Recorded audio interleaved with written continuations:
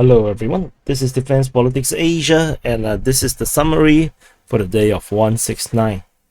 And sorry, for the day of 169 and 170, 11 to 12 of August. Did I get it right? It's now on the 13th, so yeah, 11 and 12. So for 2 days. So let's start off with this. The UK have, or rather the Ukrainian side, the Ukraine defense minister has announced that the UK has confirmed to give Ukraine another 3 more M270. So in total now, UK have given Ukraine a total of 6 units. They previously have given 3 last month, and now they have given them another one. So reportedly able to hit up to 80 kilometers away, based on the M31A1 missiles. I believe the range is going to be closer to 90 kilometers. There's this also on Intel's Lava. They quoted the deputy chief of the main operational directorate of the General Staff of the Armed Forces of Ukraine. Why is this name so long? That the Russian airstrike has doubled as compared to previous week. So this is just something extra. So first, I want to address the bombardment of the Fedorivka airbase by the Ukrainians, supposedly. So there are explosions reported at this Russian airbase. I supposed to cover this in the previous summary, but I kind of forgot it because I was like Mykolaiv front. Then after that, I didn't scroll down, so I didn't see this thing. So I'm now, it's kind of like a catch up. Yeah. So sorry about that. Anyway, at about 3:20, this is by the Ministry of Defense of Russia, based on posted by Levi.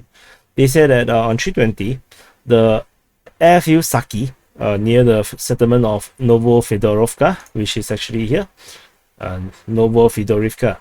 So they said that a bundled storage site, several aviation munitions detonated. As a result of the explosion, no one was injured. Aviation equipment at the airfield was not damaged. Then the Ukrainian MOD actually denied involvement in the explosions, but somehow they gloated about it. Based on their tweet, they gloated, writing that the MOD of Ukraine would like to remind everyone that their presence at occupying troops on the territory of Ukrainian Crimean is not compatible with the high tourist season. So they just gloated about this explosion.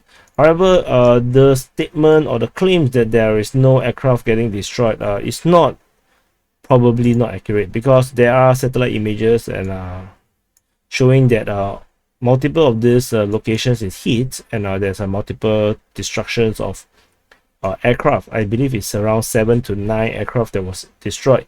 Mostly reportedly are Sukhoi 24s. There are also other reports saying there is Sukhoi 27 or 29. So it's whatever it is, it's a significant damage. A lot of 7 to 9 aircraft getting destroyed is a lot, and the explosion is pretty huge, which also means that ammo dumps have been destroyed as well. However, based on initial reports when this thing happened, the civilians at the beach, they mentioned that they did not hear any missiles or rockets falling, because usually it's pretty loud. You can actually hear them or see them.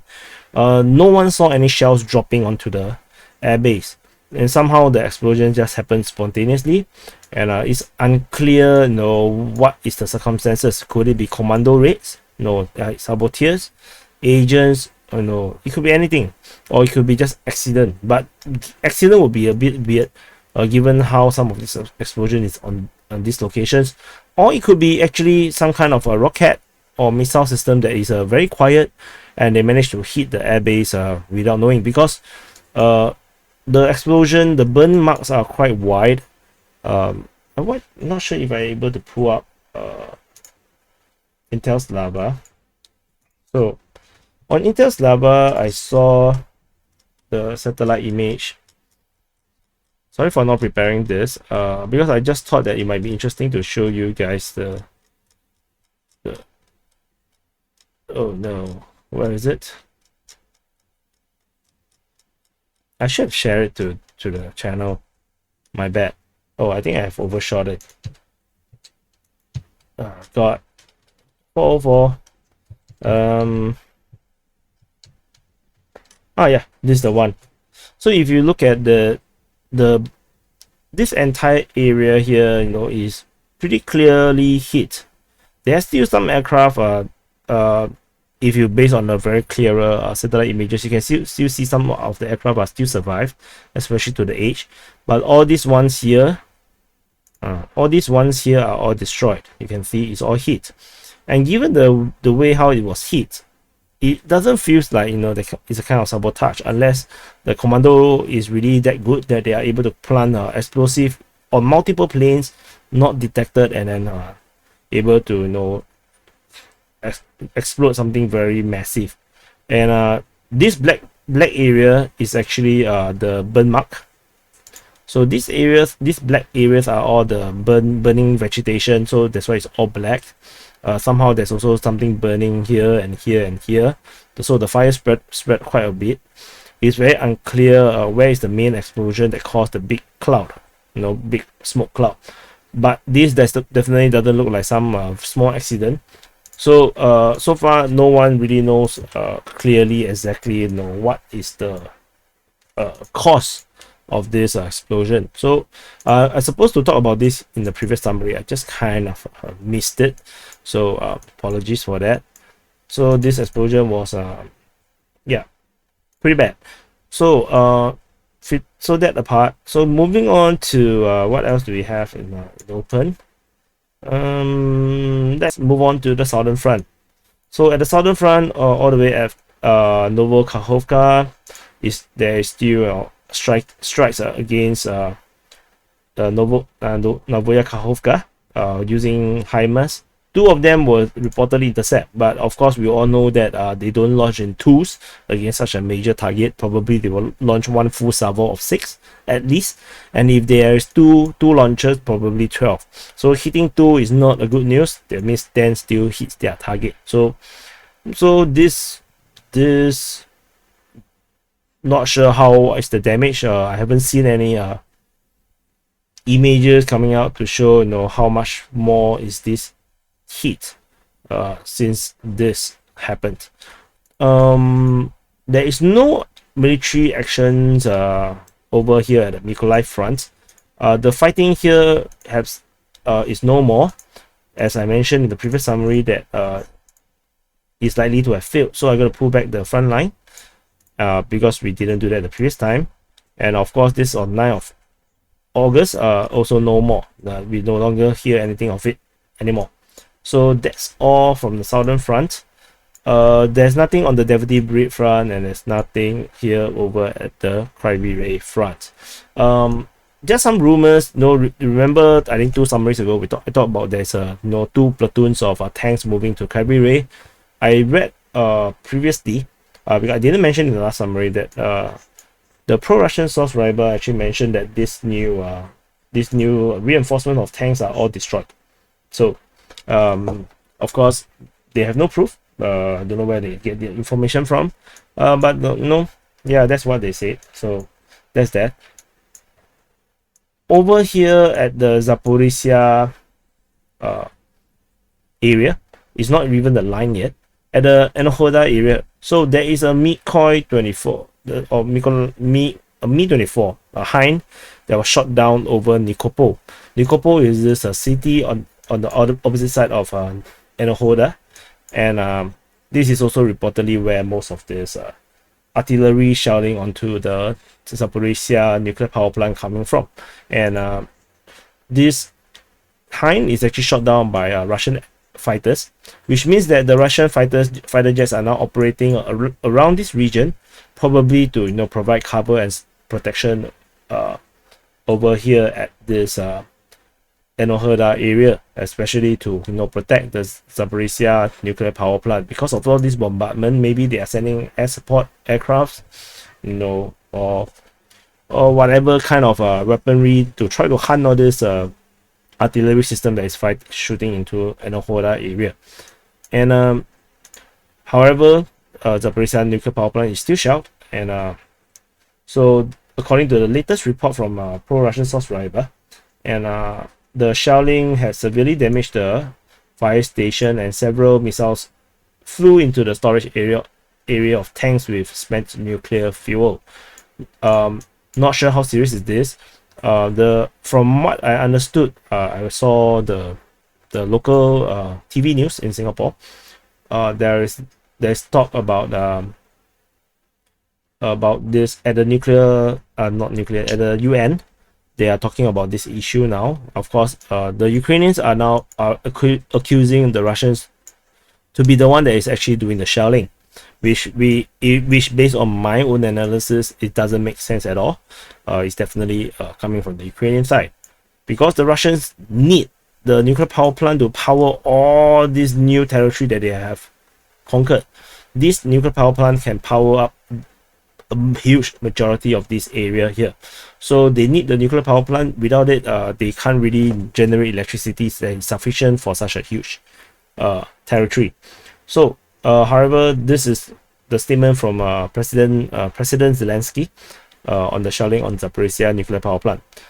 He said everyone need to act much faster and tougher, especially the Russians move to nuclear blackmail. So they say that whatever happening here at Zaporizhia nuclear power plant is actually a kind of blackmail, which is a terroristic crime. So yeah, if it's the Ukrainians that's actually doing it, then that's quite hypocritical. So they say that the regular arrivals of Russian projectiles on the territory of the station, which is actually held by the Russian troops, which is kind of weird, and it's recorded. And then he said that the Russians have now broken the bottom of the history of terrorism, and then no one has so obviously used the nuclear power plant to threaten the whole world and to put forward some conditions, which I have no idea what is the condition, because I don't think the Russians has actually said much things lately. So of course Zelensky tell everyone in the world must respond and to expel the invaders from the territory of a Zaporizhia nuclear power plant. They insist this is a global interest, not a Ukrainian need. So not just a Ukrainian need. They say that only the complete departure of the Russians from the territory of the Zaporizhia nuclear power plant and the restoration of Ukraine's full control over the situation around the plant can guarantee the restoration of nuclear safety for the whole of Europe. So a lot of accusations and allegations, and I will not judge. I don't want to comment much. You already know my positions. I don't think it's the Russians doing it. It makes no freaking sense.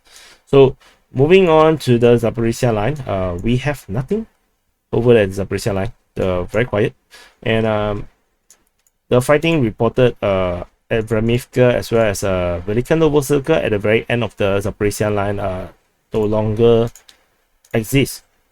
However, we are still not clear whether the Vremivka situation is actually under Ukrainian or under Russian. Definitely the Kushne one is over. So very quiet now. No more ground offensive happening around the Zaporizhia line. Over at the Donetsk front. So this is Donetsk Oblast. This is Donetsk city, right in the middle. At the Donetsk front, the fighting at Shevchenko have subsided. We haven't heard anything since the 8th of August. So we're gonna move back the front line. The fighting reported at Pelivka on the 11th. So the Russians tried to go near to Pelivka. However, they were stopped by the Ukrainian forces. And there is also something newer, which is from the pro-Russian source Rybar. They say that the Ukrainians sent a platoon supported by 2 BMPs, attempted to attack the position of the Donetsk People's Republic militias at Nikoskoye, which is actually Mikhailsky. However, it did not work, and they lost both BMPs. and they have retreated to Vuleda. So they are, I think, taking from Vuleda area towards Mikilske. However, this attack did not work out. So this is one of these rare offensive coming from the Ukrainian side. Fighting continues at Marinka. This is reported by the Ukraine Defense Ministry. The fighting at the Staromikhalivka has not really turned out to have any results. We haven't heard anything. I think in the next summary, if we still do not hear anything, then we can delete away this icon here. The fighting, in the direction of Nevsky from Lozove, the last report is on the 8th. I think this is also outdated already. There is no result in this offensive. Fighting continued at Pisky. So this is reported by both pro-Russian source, Ryba, as well as the Ukraine Defense Ministry. And the Ukraine Defense Ministry mentioned that the Russians tried to launch an offensive. Sorry, they only say the fighting continues at near the village of Pisky. In terms of the Ryba side, they have a bit more information. They mentioned that in the northwestern part of the village of Pisky, the Ukrainian formations are gathering reserves in the settlement, and the Russians are firing their TOS-1 at the fortified enemy positions. So northwestern is probably here. So there is a gathering of Ukrainian troops around this region, and then trying to hold back this front line. And then the Russians move in the flamethrowers, the TOS-1A heavy flamethrower. So it's basically, if you do not know, the TOS-1 is basically it looks like a multiple launch rocket system, and it brings one hell. So this is the TOS-1. So it looks really cool, very futuristic. Very looks like it doesn't. It looks like some Japanese anime military vehicle. This is actually not a very long range multiple launch rocket system. However, what it does is that the missiles or the rockets cause a 3000 degrees explosion, and the explosion can cover a huge area, instantly burning and killing everything that's there. And is also known to burn out all the oxygen instantly from this region. So anyone, even they are affected, they are hiding from the flame or the explosion, will instantly die of suffocation. So that is a very scary weapon. It's actually meant to use against fortified and entrenched positions. So the Russians are using this, and this is one of those most feared weapons on the Ukrainian side. They're really scared of this weapon of the Russians. So moving on to the Avdiivka side, we still have reports of fighting in the direction of from Spartak to Avdiivka, as well as the fighting at Avdiivka was not repeated. The last report was on the 10th. We haven't seen anything on this except for this. Moving on to this part, we haven't seen any report about this anymore. And let's move on to Zaiseve. So according to the Ukraine Defense Ministry, they actually admitted that the enemy have partial success in the fight in the direction of Holivka, Zaiseve. So Holivka is actually this city here. Zaiseve is here. So they are talking about this Zaiseve, and they are saying that the Russians have some success. And according to Ryba, they say that the Allied forces continue to squeeze the enemy out of Zaiseve north of Holivka. So both are saying that the Russians are actually making progress over here at Zaiseve. The fighting at Dacha was not mentioned. The last report is on the 11th, which is correct, which is yesterday. Kodema, so fighting continues at Kodema, and Zaiseve is not mentioned over here. However, interestingly is that they mentioned fighting at Vesela Dolena. This is based on Intel Slava.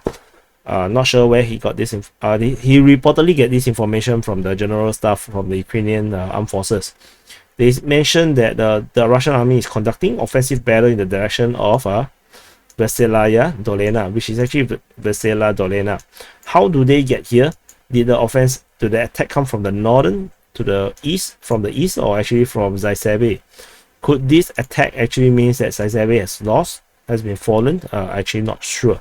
I'm not sure. I will report to you probably in the next summary when I get more information. Currently, I'm not sure how did they get here. Why is the fighting reported over here? Or could this be actually a wrong information from Intel Slava? As Intel Slava is not really at the level of Riber in terms of accuracy, but we can definitely take this as rumors. Take this as some very advanced information, and we need corroboration and fact checking, or to verifications to actually find out whether this is correct. Over at China, the last reported continues to be from the 11th. So this one I will delete away. So this is still the one in the pincer. Not sure if they have closed up this area, making it a major frontal assault on China.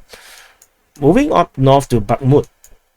At the Bakhmut city, we have the latest information coming from Intel Slava was that, according to military correspondent Pegov from War Gonzo, they reported that the advanced unit of the troops is now operating in the eastern outskirts and fighting for the furniture factory and the Lafaf enterprise on the Patrice Lumumba Street, moving towards the residential area of the city through the industrial zone. So, according to their mapping, it seems like this is actually the furniture plant, and then the Lafa is actually around here, which is actually this. Not sure if it's that, but anyway, it's around here, and the fighting is now moving around from this area towards the residential area here. And I have in reaction to this information, have put all these factories here into blue color, which means that it's actually entrenched by Ukrainian troops, because it only makes sense that the Ukrainians would actually take up defensive positions in these fortresses, or these modern fortresses, to defend against this very direct attack from the Russian side. So this, according to Riber, they also reported there are battles in the eastern outskirts of Bakhmut. So this is a corroboration of this information here. This is the eastern side. However, we also receive information from Intel Slava talking about the Russian forces have a foothold in the northeast part of Bakhmut. Not sure where is the northeast, or are they actually talking about this? So, and then fights are going on in the city. When this kind of information tends to be quite inaccurate, so that's why it's not marked on the map. I only put an exclamation mark because this is surprising. So this is all for Bakhmut area. Over at the Soledar, we have information that fighting continues over at Soledar, according to Riber, also on the eastern outskirts. And this capturing of the Belokamensk refractory plant, which is the totally flattened area here. I have no other information about this. Haven't seen anything of that yet. Bakhmutske, I have no information about Bakhmutske. The last fighting is on the 11th. So moving on to Yakovlivka, I have the last information is as per the last summary, that the fighting is at on the 11th. They are still fighting there. I'm quite sure the fighting is still there. Vasily, the last information on the 9th. We haven't really heard anything about Vasily for some time, since the 9th. So we're gonna take note. If it doesn't have anything, we're gonna delete it. And interestingly, at Nahyone, we have this very out of the how the things is moving, our trend. According to Intel Slava, they say that the Ukrainian forces are reportedly fleeing. But I would say retreating from Nagorny, which is actually Nahyone, and after significant success of the People's Militia's fighters. So according to Andrei Moroshko, a representative of the Luhansk People's Republic militia, the militants, the Ukrainian forces is heading towards Soledar, which is here. How do they gonna head towards Soledar when there's fighting here? You're gonna go one big round. It doesn't make a lot of sense. They probably will be better off moving towards Mykolaiivka, Rodolivka, or Krasnopolivka. So take this piece of information with a massive pinch of MSG or salt or soya sauce. If you don't like all this stuff, you can have cheese, a lot of cheese. very salty ones. So because we have already mentioned Nahirne as captured for a very, very long time, suddenly we have this information that the Ukrainian forces are fleeing from Nahirne, which means that either this information is totally nonsensical, or this information is totally backdated by at least weeks. So just something random that I saw. Then moving on to the Severus front, or the Severus area over here. There is fighting reported at Vimka. Similarly, from this part, this information here, where we have this Vesela Dolena situation, which is very unclear. So here we also have this Vimka one. Also from Intel Slava, we didn't see this in Riba. So that's why Intel Slava one, we have to take it with a pinch of salt. Everything they come out, we have to take it as some kind of rumors first, as a principle, so that we don't get misled and go too far. So fighting at Vimka, I'm not sure how did they reach Vimka, because they are still fighting at Ivano-Darivka according to themselves. So they are still fighting at Ivano-Darivka. So how do they reach Vimka? Is it coming from the south, from Berestov, Berestov direction up to Vimka? So not sure. There is no information on Sperne anymore. But however, we have information that fighting is continuing at Verkhan Okamyamsky on. So this is from the Ukrainian Defense Ministry. Fighting at the Ivano-Darivka is also reported by the Ukrainian Defense Ministry, as you can see, Ivano-Darivka here. So they're still fighting around there. However, we do not have information on Ryhorivka. No one talked about it, Ryhorivka today, or Grigorivka today. So that's all from the Severus front. And moving on to the Izium front, I have actually totally no updates. So the fighting towards Borodashny on the 7th and the Dolina on the 7th is outdated, so I'm going to delete both. So we're going to move this back a bit, and we're going to just leave it as is. Otherwise, there's no more fighting reported around this area here. Of course, this fighting at the Liman Lake is also no more, because it's from the 5th. And we haven't heard of anything about the fighting at Husarivka. So not sure what is happening around there. So that's all from Baloglia front and Izium front. Moving on to the Kharkiv front. At the Kharkiv front, we also have no love for the Kharkiv front. The fighting at Pitomnik can delete already, because it's very long ago. And the fighting at Udi was not mentioned at all in the latest Ukrainian Defense Ministry report. So we have no idea what's happening at the Happy front. So not very happy in that sense. So this is probably everything. Zoom out. Yeah, correct. I'm not missing anything anymore. So this is the summary for the day of 11 and 12 of August. For the day of 169 and 170. Some of this 11th of August information has already been reported within the 5th to 10th August summary, which is why some of this information from the 11th is already seems to be quite familiar to you, because I have already mentioned in the previous summary. So the information is a bit mixed. So anyway, this is the summary for the day of 169 170. Please subscribe if you haven't subscribed, and I'll see you in the next. Oh yeah, and do go and support the DPA IRL channel. Subscribe over there, and I'll see you in the next update.